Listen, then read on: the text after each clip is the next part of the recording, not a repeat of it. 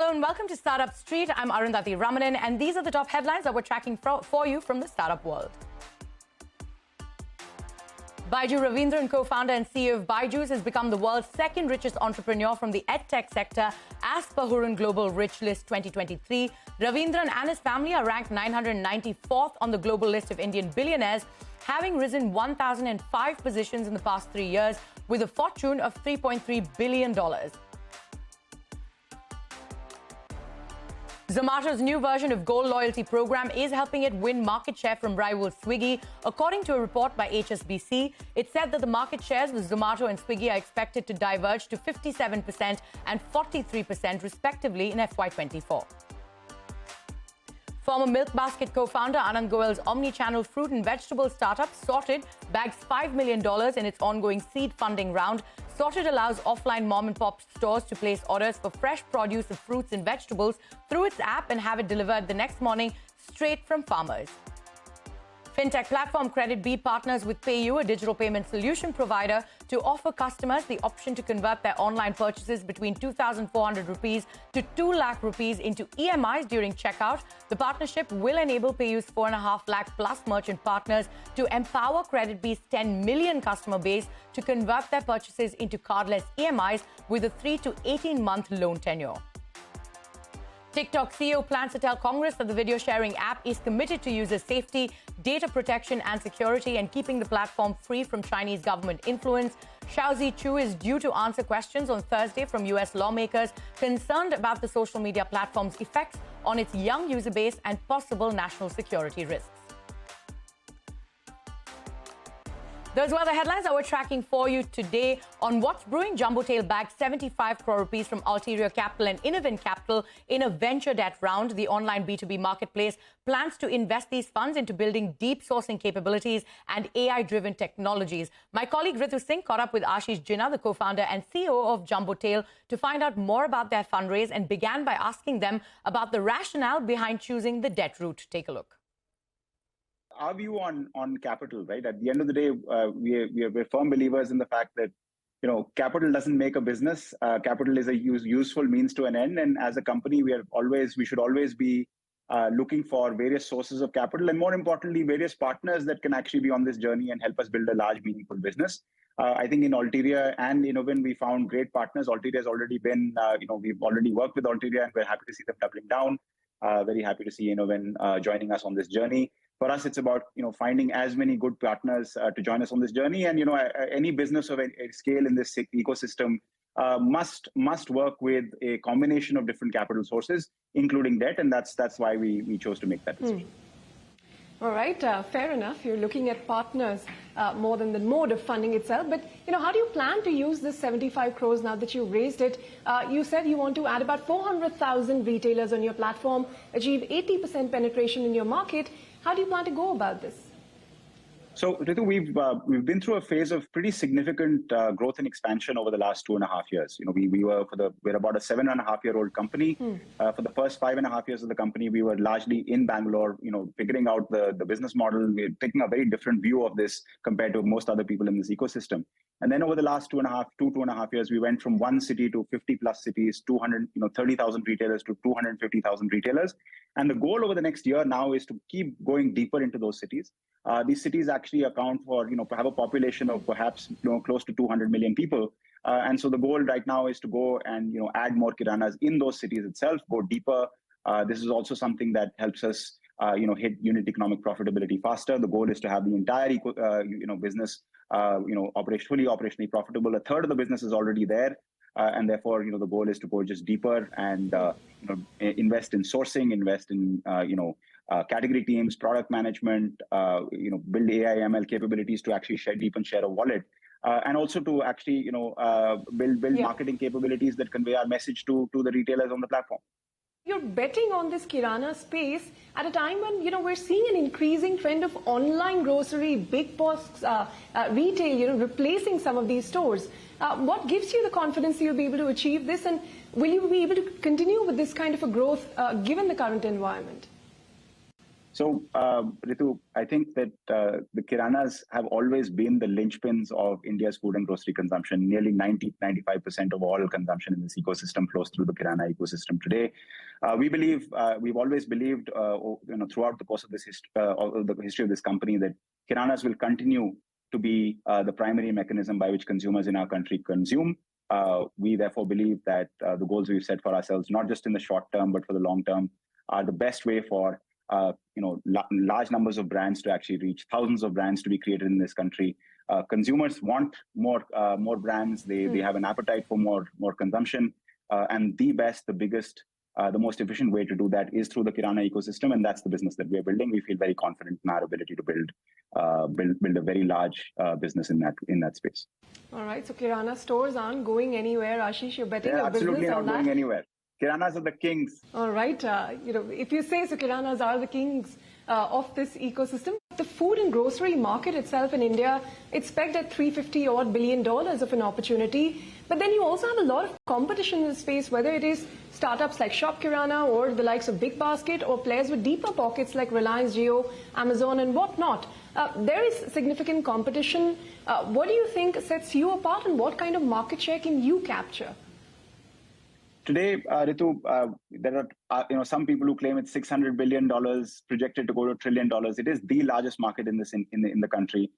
We believe that based on what we've built, this is the most frugal business. We built the largest today, by the way, Jumbotail. When it comes to true e-commerce, where retailers are coming to the app and placing orders and fulfillment happening through an e-commerce platform, not necessarily Salesforce on the ground. Jumbotail is the largest player in this ecosystem, not just in India, but in the world. It's also the lowest cost supply chain, the highest NPS supply chain. We believe, in a market this large, it would be obvious that you would have a lot of players. Typical kirana buys from 150 to 150 players at one point in time. But if you actually look at our major cities, nearly 80% of our revenues come from retailers where they buy nearly 20 to 30% of their overall buying from us. And we believe, therefore, given the positioning that we have, which is always available, highly convenient, only through app, we're the only platform in the country and perhaps the world that only has 100% of orders coming through the app, and the lowest cost, highest reliability supply chain in this ecosystem, we're well placed to be, not only the largest player, which we are today, but to continue to, lead in this ecosystem. And that's what we're doubling down over the next 12 to 18 months. Meanwhile, Lumakai India's first gaming and interactive media VC has evaluated 1,300 plus deals in the ecosystem over the last 2 years and built a portfolio of 12 companies, resulting in an over 40% internal rate of return. On the sidelines of Tycon Delhi, my colleague Aishwarya Anand caught up with Saloni Sehgal, the founding general partner of Lumakai, and began by asking how the gaming sector has evolved since the fund launched in 2020. Take a look. India last year and Indians downloaded 15 billion gaming apps. And in fact, Indian users constitute nearly 20% of the world's mobile game downloads. In fact, India is the #1 consumer of mobile gaming apps. We've also seen that there is a significantly large market size of Indian gamers. As per our research estimates, there are about 500 million gamers in the country, out of which 120 million of them are paying users. The size of the market is about $2.6 billion, but growing incredibly fast, where we're seeing new monthly paying users in India, anywhere between 2 to 3 million. And these are users who are spending on an average $20 per year on gaming.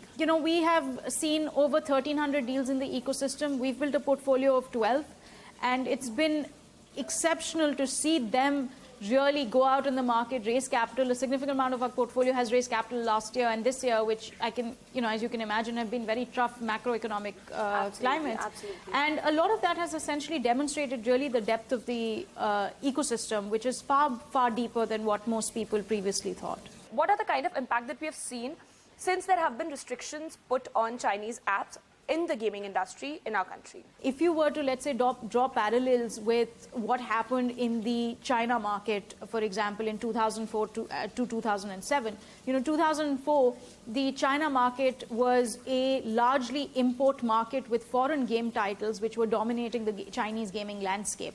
But within a span of 3 to 4 years, that entire landscape shifted, where nearly 60% of the revenues by 2007 in China were being generated by Chinese titles. If we were to draw parallels of what is happening in India right now, we are very similar. We have seen the listing of Nazara Games. We've seen a bunch of strategic exits, whether it's MTG acquiring Play Simple, Stillfront acquiring Moonfrog happen in India. Over the last 18 months, about more than $2 billion has been invested in the gaming market in India now. And a lot of that is essentially propelling the Indian domestic gaming ecosystem. While esports has received its much-awaited, recognition, online gaming is still under MeitY, correct? And, while the ministry has come with guidelines, a full-fledged regulation is still awaited. And even on the GST front, the real gaming fantasy companies, startups, they're still waiting for, a clarity on the regulation front. So, how do you see this pan forward? So, with the MeitY regulation and the current draft regulation that's been in place, we believe that's a step in the right direction, especially for regulating real money gaming. That level of clarity, that level of frameworks that are going to be applied to the sector is always a good, going to be a good step to provide clarity, not just to the ecosystem, but people who are investing in the ecosystem as well. But broadly, we've interfaced with the government, we've interfaced with industry bodies, and there has been a very clear recognition of the fact that gaming is a very, very key sector, which is going to be a sector for employment creation, as well as a sector which is really going to propagate technology and Indian innovation. And when we look at the AVGC policy, when we look at the AVGC draft policy that is looking to come out, there is a significant amount of support that the government is going to be providing, not just in terms of financial incentives, but also talent upskilling. Most of the VC money has been going into mobile games, right? As that has been the biggest market so far. But now with generative AI coming in, how do you see the landscape changing? India is a 98% mobile market. Right. Now with generative AI, we're looking at content production in terms of asset creation, 2D, 3D rendering of assets becoming much more streamlined. And we believe it's going to be an increasingly exciting time for gaming. It's going to really reduce cost of production of games, but at the same time, it's going to hopefully create far greater immersive experiences.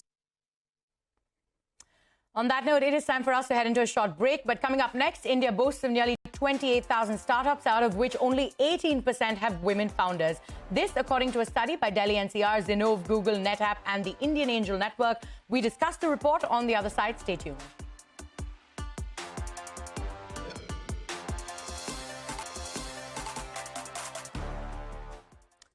Welcome back. You're still with us on Startup Street. India boasts of nearly 28,000 startups, out of which only 18% have women founders. Noted a joint study by Delhi NCR, Zenove, Google, NetApp, and the Indian Angel Network. On the sidelines of the TiECon event, my colleague Aishwarya Anand caught up with Atik Danak, the partner at Zenove, and Ravi Chara, the managing director of NetApp, to talk about the challenges and what's the way forward for women in startups. 90% of founders typically come with some kind of professional work experience. But if you look at the STEM workforce, that's been pretty stagnant over a period of years. So the pipeline has not really, gone beyond. Number two, in terms of the enabling ecosystem for women entrepreneurs, one of the core components like investors, that have a very small percentage of women investors present, right? So what you're looking at is certainly a set of people who are working with the odds against them. The third element also comes in terms of just the fact and the confidence that individual would have in terms of going out, starting, and also asking for support, right? What we have found is women have a lot of expectations from themselves. They are very diligent, but many times they don't also ask. Ravi, I wanted to ask you that what is the kind of representation you're seeing of women founders in the deep tech space? Like, I was reading in the report that, they're somewhere at least in the deep tech space, that they're somewhere at 8%, which is almost comparable to the male counterpart, which is at 11 or 12%, if I'm not wrong. So how do you see that, their representation in tech startups? How was it few years ago, and what has changed in these years, and where could it potentially lead to? So I think it is improving, and it can only improve. The question I think you have to then start unraveling is, okay, what are going to be those core factors that will allow things to change? So just to put it in context, when you look at a company that's founded on deep tech, even like NetApp, right, seeing an incoming workforce which is about 40% women is not uncommon. But I think then it kind of the similarities between that world and the startup world are not very different. You find that if you look at leadership levels, the numbers are reducing. And you have to ask some very hard questions, because the challenges women feel in mid-career, and when they're kind of taking care of families, etc., I think there is an imbalance, and it's a global imbalance. It's not just in India. I think in India, maybe it's a little bit more skewed. But also, I'll tell you, it's also in India that the attitudes are shifting a little bit faster now. Women founders, the investment that they have received in the last 3 years has dropped down to $3.7 billion, correct? Their path to raising a Series A is far longer than their male counterparts. Why are investors so hesitant in backing a woman founder, and what is the way forward to it? I think I'll maybe put it into 3 reasons, which is there. One is, let's start with the founders. As I said, they typically have high expectations. They want to build more evidence. So typically, women entrepreneurs also go later for fundraising. Second is with investors, there's definitely an element of bias, because a way women entrepreneurs build businesses, there are certain nuances which are very different, right? From a team hiring perspective, from a business cracking perspective, from partnerships perspective, it's not easy for them. So there is a set of requests from investors which is, I would say, valid. For example, if you're in Industry 4.0 and you're expected to go to a remote industrial area to sell a solution, as an investor, you would think about odds very, very differently for a multitude of reasons. The last is the bias, the unknown bias, the subconscious bias, which is there, right? And what I mean by the bias is sometimes the investors might perceive a problem to be bigger than it really is. That change will definitely happen because of the positive affirmative action happening right now. But the key clincher for it will be increasing the percentage of women investors themselves. Which of the sectors have the higher percentage of women founders, and which sector still needs to pick up on that?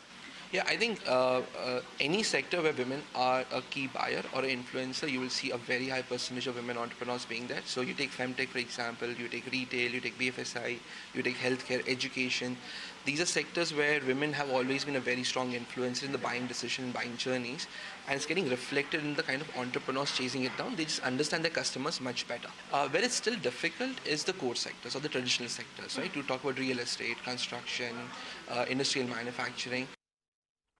And with that, it is a wrap on this edition of Startup Street. More news and updates coming up on the other side. Stay tuned.